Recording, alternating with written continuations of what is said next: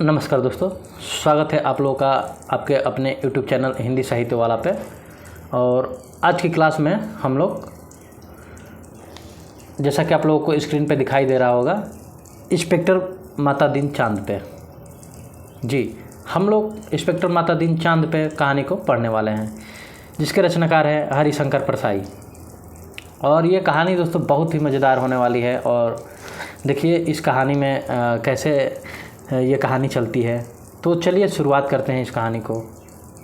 और ये कहानी शुरुआत होती है कि वैज्ञानिक कहते हैं चांद पर जीवन नहीं। सीनियर पुलिस इंस्पेक्टर माता दीन डिपार्टमेंट में एमडी साहब कहते हैं वैज्ञानिक झूठ बोलते हैं, वहाँ हमारे जैसे ही मनुष्य आबादी है। विज्ञान ने हमेशा इंस्पेक्टर माता दीन से मात खाई। फिंगरप्रिंट विशेषज्ञ कहता रहा, छुरे पर पाए गए निशान मुलजिम की अंगुलियों के नहीं, पर माता दीन उसे सज़ा दिला ही देते हैं। माता दीन कहते हैं ये वैज्ञानिक केस का पूरा इन्वेस्टिगेशन नहीं करते। उन्होंने चांद का उजला हिस्सा देखा और कह दिया वहाँ जीवन नहीं है। मैं चांद का अंधेरा हिस्सा देख कर आया हूँ, वहाँ मनुष्य जाति है। यह बात सही है, क्योंकि अंधेरे पक्ष में माता दीन माहिर माने जाते हैं। पूछा जाएगा इंस्पेक्टर माता दीन चांद पर क्यों गए थे, टूरिस्ट की हैसियत से या किसी फरार अपराधी को पकड़ने?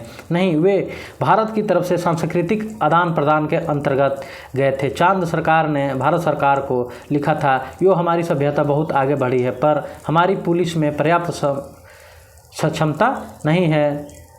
वह अपराधी का पता लगाने और उसे सज़ा दिलाने में अक्सर सफल नहीं होती। सुना है आपके यहाँ रामराज है, मेहरबानी करके किसी पुलिस अफसर को भेजे तो हमारी पुलिस को शिक्षित कर दे। आगे कहानी बढ़ती है। गृह मंत्री ने सचिव से कहा, किसी आईजी को भेज दो। सचिव ने कहा, नहीं सर, आईजी नहीं भेजा जा सकता, प्रोटोकॉल का सवाल है। चांद हमारा एक क्षुद्र उपग्रह है, आईजी के रैंक के आदमी को नहीं भेजेंगे, किसी सीनियर इंस्पेक्टर को भेज देता हूँ। तय किया गया कि हजारों मामलों के इन्वेस्टिगेशन अफसर सीनियर इंस्पेक्टर माता दीन को भेज दिया जाए। चांद की सरकार को लिख दिया गया कि आप माता दीन को लेने के लिए पृथ्वी यान भेज दीजिए। और फिर कहानी आगे बढ़ती है दोस्तों। पुलिस ने माता दीन को बुलाकर कहा, तुम भारतीय पुलिस की उज्जवल परंपरा के दूत की हैसियत से जा रहे हो। ऐसा काम करना कि सारे अंतरिक्ष में डिपार्टमेंट की जय जय जयकार हो, कि पीएम प्रधानमंत्री को भी सुनाई पड़ जाए। माता दीन की यात्रा का दिन आ गया। एक यान अंतरिक्ष अड्डे पर उतरा। माता दीन सबसे विदा लेकर यान की तरफ बढ़े। वे धीरे धीरे कहते जा रहे थे, प्रविशी नगर कीजिए सब काजा हृदय राखी कौशलपुर राजा। यान के पास पहुंचकर माता दीन ने मुंशी अब्दुल गफूर को पुकारा। मुंशी गफूर ने एड़ी मिलाकर सैल्यूट फटकारा, बोला, जी पेक्टस। FIR रख दी है? जी पेक्टसा। और रोज नामचे का नमूना? जी पेक्टसा। वे यान में बैठने लगे। हवलदार बलभद्र को बुलाकर कहा, हमारे घर में जचकी के बत्तख अपने खटला मतलब पत्नी को मदद के लिए भेज देना। बलभद्र ने कहा, जी पेक्टसा।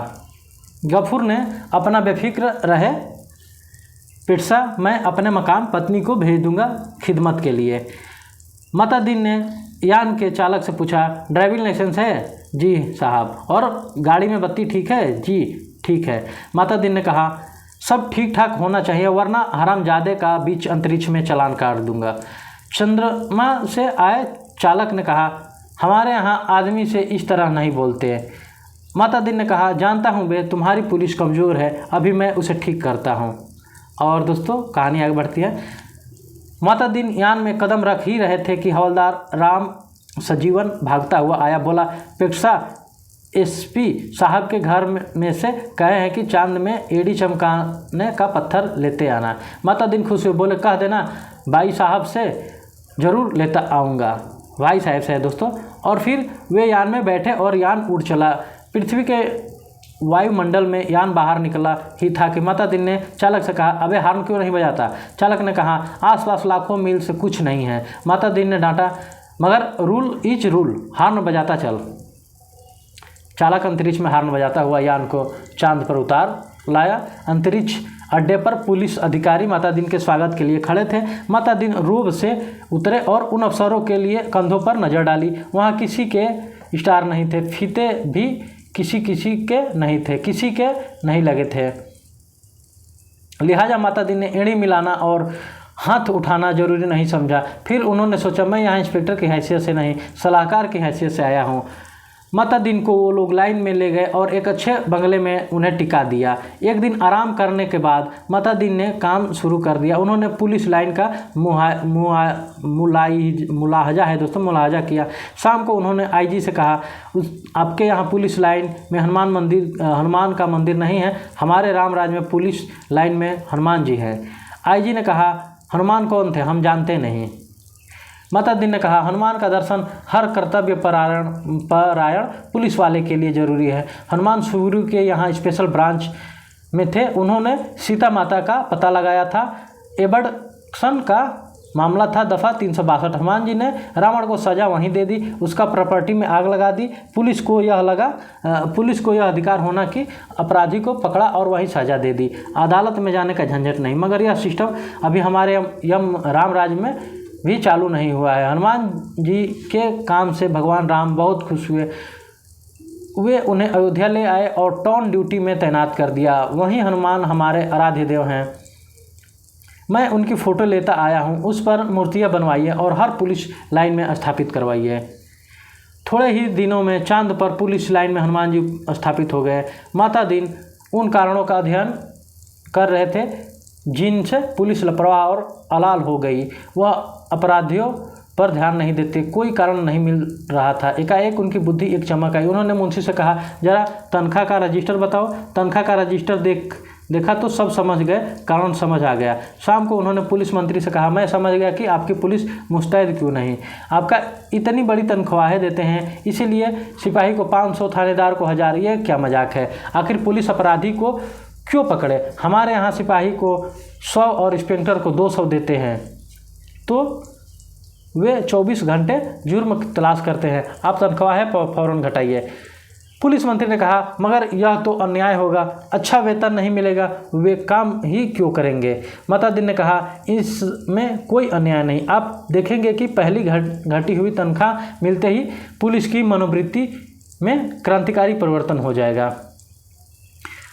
पुलिस मंत्री ने तनख्वाहें घटा दी और 2 से 3 महीनों में सचमुच बहुत फर्क आया। पुलिस एकदम मुस्तैद हो गई, सोते से एकदम जाग गई, चारों तरफ नज़र रखने लगी। अपराधियों की दुनिया में घबराहट छा गई। पुलिस मंत्री ने तमाम थानों के रिकॉर्ड बुला देखे। पहले से कई गुने अधिक केस रजिस्टर्ड हुए। उन्होंने माता दिन से कहा, मैं आपकी सूझबूझ की तारीफ़ करता हूँ, आपने क्रांति कर दिया, पर यह हुआ किस तरह? माता दिन ने समझाया, बात बहुत मामूली है। कम तनख्वाह दोगे, मुलाजिम की गुजर नहीं होगी। 100 रुपये में सिपाही बच्चों को नहीं पाल सकता, 200 रुपये में इंस्पेक्टर ठाठ बाट नहीं मेंटेन कर सकता। उसे ऊपरी आमदनी करनी होगी, और ऊपरी आमदनी तभी होगी जब वह अपराधी को पकड़ेगा, गरज कि वह अपराधों पर नज़र रखेगा, सचेत, कर्तव्य परायण और मुस्तैद हो जाएगा। हमारे रामराज के स्वच्छ और समक्ष प्रशासन का यही रहस्य है। और कहानी आगे बढ़ती है। चंद्रलोक में इस चमत्कार की खबर फैल गई। लोग माता दिन को देखने आने लगे कि वह आदमी कैसा है जो तनख्वाह कम करके समक्षता ला देता है। पुलिस के लोग भी खुश थे। वे कहते, गुरु आप इधर ना पधारते तो हम सभी खोरी तनख्वाह में गुजर करते। उसके बाद सरकार की खुश थी कि मुनाफे का बजट बनने वाला था। आधी समस्या हल हो गई। पुलिस अपराधी पकड़ने लगी थी। अब मामले की जांच विधि से सुधार करना रह गया था। अपराधी को पकड़ने के बाद उसे सज़ा दिलाना। माता दिन इंतज़ार कर रहे थे कि कोई बड़ा केस हो जाए, नमूने के तौर पर उनका इन्वेस्टिगेशन कर बताए। एक दिन आपसी मारपीट में एक आदमी मारा गया। माता दिन कोतवाली में आकर बैठ गए और बोले, नमूने के लिए इस केस का इन्वेस्टिगेशन मैं करता हूं, आप लोग सीखिए। यह कत्ल का केस है। कत्ल के केस में एविडेंस बहुत पक्का होना चाहिए। कोतवाल ने कहा, पहले कातिल का पता लगाया जाए ताकि एविडेंस इकट्ठा किया जाए। माता दिन ने कहा, नहीं, उल्टे मत चलो, पहले एविडेंस देखो, क्या कहीं खून मिला किसी के कपड़ों पर या और कहीं? एक इंस्पेक्टर ने कहा, हाँ, मारने वाले तो भाग गए थे। मृतक सड़क पर बेहोश पड़ा था। एक भला आदमी वहाँ रहता है, उसने उठाकर अस्पताल भेजा। उस भले आदमी के कपड़ों पर खून की दाग है। मतादिन ने कहा उसे फौरन गिरफ्तार करो। कोतवाल ने कहा मगर उसने तो मरते हुए आदमी की मदद की थी। मतादिन ने कहा सब ठीक है, पर तुम खून के दाग ढूंढने और कहाँ जाओगे? जो एविडेंस मिल रहा है उसे तो कब्जे में रखो। वह भला आदमी पकड़कर बुला लिया गया। उसने कहा मैंने तो मरते आदमी को अस्पताल भिजवाया था, मेरा क्या कसूर है? चांद की पुलिस उसकी बात से एकदम प्रभावित नहीं हुई। मतादिन प्रभावित नहीं हुए। सारा पुलिस महकमा उत्सुक था कि अब मतादिन क्या तर्क निकालते हैं। मतादिन ने उससे कहा पर तुम झगड़े की जगह क्यों गए? उसने जवाब दिया मैं झगड़े की जगह नहीं गया था, मेरा वहाँ मकान है, झगड़ा मेरे मकान के सामने हुआ। अब फिर मतादिन प्रतिभा की परीक्षा ली। सारा महकमा उत्सुक देख रहा था। मतादिन ने कहा मकान तो ठीक है, पर मैं पूछता हूँ झगड़े की जगह जाना ही क्यों? कहानी आगे बढ़ती है। इस तरह का कोई जवाब नहीं था। वह बार बार कहता मैं झगड़े की जगह नहीं था, मेरा वही मकान है। मतादिन उसे जवाब देते सो ठीक है, पर झगड़े की जगह जाना ही क्यों? इस तरह से पुलिस के लोग प्रभावित हुए। अब मतादिन ने इन्वेस्टिगेशन का सिद्धांत समझाया। देखो आदमी मारा गया है तो वह पक्का है कि किसी ने उसे ज़रूर मारा, कोई कातिल है, किसी को सज़ा होनी है। सवाल है किसको सज़ा होनी है। पुलिस के लिए यह सवाल इतना महत्व नहीं रखता है जितना यह सवाल कि जुर्म किस पर साबित हो सकता है, किस पर साबित होना चाहिए। कत्ल हुआ तो किसी मनुष्य को सज़ा होगी ही, मारने वाले को होती है या बेकसूर को, यह अपने सोचने की बात नहीं। मनुष्य सब बराबर है, सब में उसे परमात्मा का अंश है। हम भेदभाव नहीं करते, यह पुलिस का मानवतावाद है। दूसरा सवाल कि जुर्म साबित होना चाहिए, इसका निर्णय इन बातों से होगा। पहला, क्या वह आदमी पुलिस के रास्ते में आता है? दूसरा, क्या उसे सज़ा दिलाने के ऊपर के लोग खुश होंगे? मतादिन को बताया गया कि वह आदमी भला है, वह पुलिस अन्याय करे तो विरोध करता है। जहाँ तक ऊपर के लोगों का सवाल है, वह वर्तमान सरकार की विरोधी राजनीति वाला है।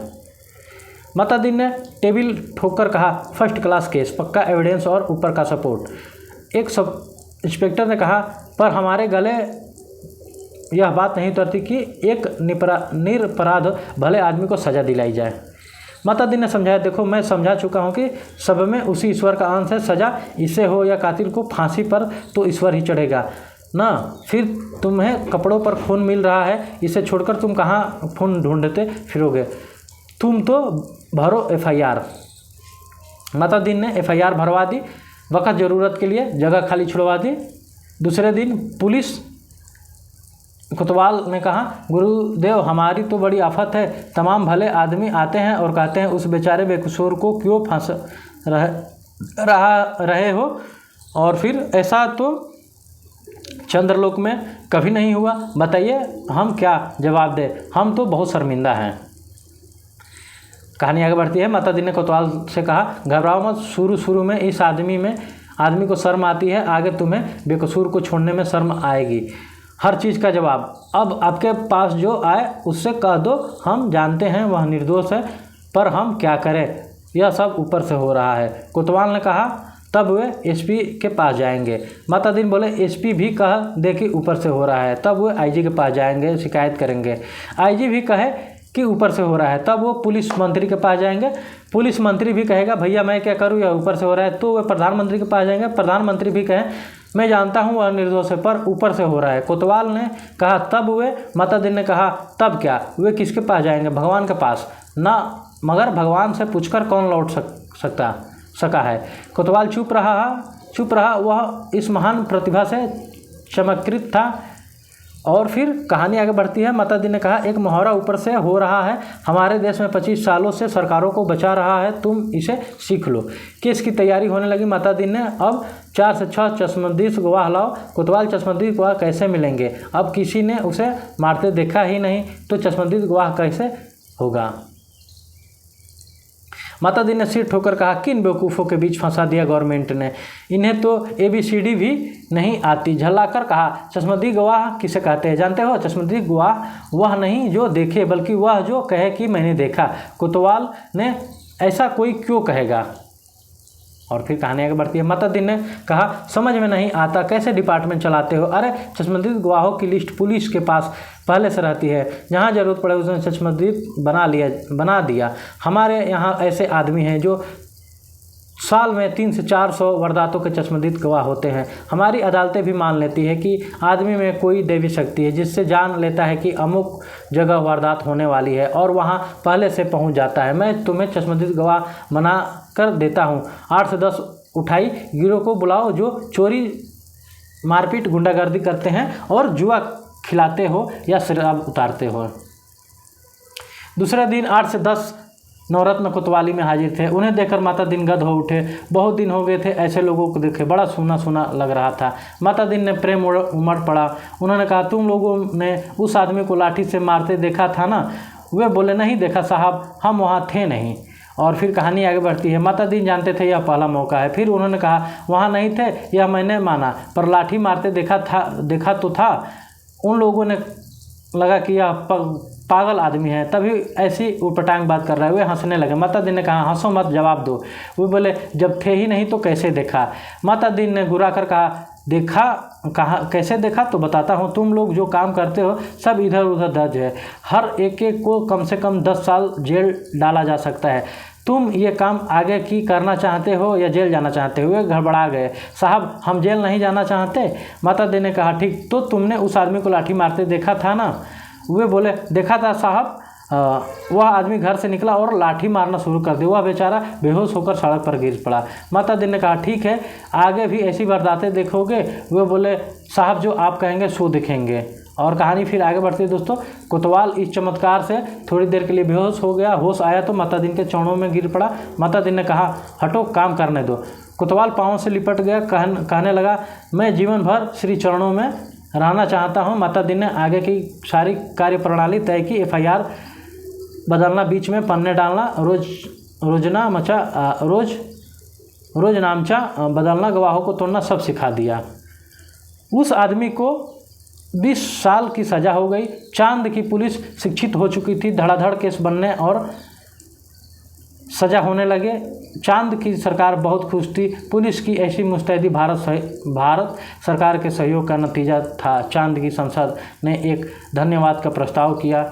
एक दिन मातादीन जी सार्वजनिक अभिनंदन किया। वे फूलों से लदे खुली जीप पर बैठे थे। आसपास जय जयकार हो रही थी। हजारों लोग। वे हाथ जोड़कर अपने गृह मंत्री के स्टाइल में जवाब दे रहे थे। ज़िंदगी में पहली बार ऐसा कर रहे थे, इसलिए थोड़ा अटपटा लग रहा था। 26 साल पहले पुलिस में भर्ती होते वक्त किसने सोचा था कि एक दिन दूसरे लोक में उनका ऐसा अभिनंदन होगा। वे पछताए। अच्छा होता कि इस मौके के लिए कुर्ता टोपी और धोती ले आते। भारत के पुलिस मंत्री टेलीविज़न पर बैठे यह दृश्य देख रहे थे और सोच रहे थे कि मेरी सद्भावना यात्रा के लिए वातावरण बन गया। कुछ महीने निकल गए। एक दिन चांद की संसद में विशेष अधिवेशन बुलाया गया। बहुत तूफान खड़ा हुआ। गुप्त अधिवेशन इसलिए रिपोर्ट प्रकाशित नहीं हुई कि संसद की दीवारों से टकराकर कुछ शब्द बाहर आए। सदस्य गुस्से में चिल्ला रहे थे, कोई बीमार बाप का इलाज नहीं कराता, डूबते बच्चों को कोई नहीं बचाता, जलते मकान की आग कोई नहीं बुझाता, आदमी जानवर से बदतर हो गए हैं, सरकार फौरन इस्तीफा दे। दूसरे दिन चांद के प्रधानमंत्री मातादीन को बुलाया। मातादीन ने देखा वे एकदम बूढ़े हो गए थे। लगा ये कई रात सोए नहीं। रुआसे से होकर प्रधानमंत्री ने कहा, मातादीन, हम आपके और भारत सरकार के बहुत आभारी हैं। अब आप कल देश वापस लौट जाइए। मातादीन ने कहा, मैं तो टर्म ख़त्म करके ही जाऊंगा। प्रधानमंत्री ने कहा, बाकी का टर्म वेतन ले जाइए, डबल ले जाइए, ट्रिपल ले जाइए। मातादीन ने कहा, हमारा सिद्धांत है, हमें पैसा नहीं, काम प्यारा है। आखिर चांद के भारत के प्रधानमंत्री को एक गुप्त पत्र लिखा। चौथे दिन मातादीन को वापस लौटने के लिए IG का आर्डर मिल गया। उन्होंने SP साहब के घर के लिए एड़ी चमकाने का पत्थर यान में रखा और चांद से विदा हो गए। कहानी आगे बढ़ती है दोस्तों। उन्होंने जाते देख पुलिस वाले रो पड़े। बहुत अरसे तक यह रहस्य बना रहा कि आखिर चांद में ऐसा क्या हो गया कि मातादीन को इस तरह एकदम लौटाना पड़ा। चांद के प्रधानमंत्री ने भारत के प्रधानमंत्री को क्या लिखा था? एक दिन वह पत्र खुल ही गया। उसमें लिखा था, इंस्पेक्टर मातादीन की सेवाएं हमें प्रदान करने के लिए अनेक धन्यवाद, पर अब आप उन्हें फ़ौरन बुला लीजिए। हम भारत को मित्र देश समझते थे, पर आपसे हमारा साथ शत्रुवत व्यवहार किया है। हम भोले लोगों ने आपने विश्वासघात किया है। और कहानी आगे बढ़ती है दोस्तों। अपने माता दीन ने हमारी पुलिस को जैसा कर दिया, उसके नतीजे ये हुए, कोई आदमी किसी मरते हुए आदमी के पास नहीं जाता, इस डर से कि वह कत्ल के मामले में फंसा दिया जाएगा। बेटा बीमार बाप की सेवा नहीं करता, वह डरता है कि बाप मर गया तो उस पर कहीं हत्या का आरोप नहीं लगा दिया जाए। घर जलते रहे और कोई बुझाने नहीं जाता, डरता है कि उस पर आग लगाने का जुर्म कायम न कर दिया जाए। बच्चे नदी में डूबते रहें और कोई उन्हें बचाता नहीं, इस डर से कि उन पर बच्चों को डुबाने का आरोप लग जाए। सारे मानवीय संबंध समाप्त हो रहे हैं। माता दीन जी हमारी आधी संस्कृति नष्ट कर दी है। अगर वे यहाँ रहे तो पूरी संस्कृति नष्ट कर देंगे, उन्हें फ़ौरन रामराज बुला लिया जाए। और कहानी दोस्तों इस तरह यहाँ पे समाप्त होती है।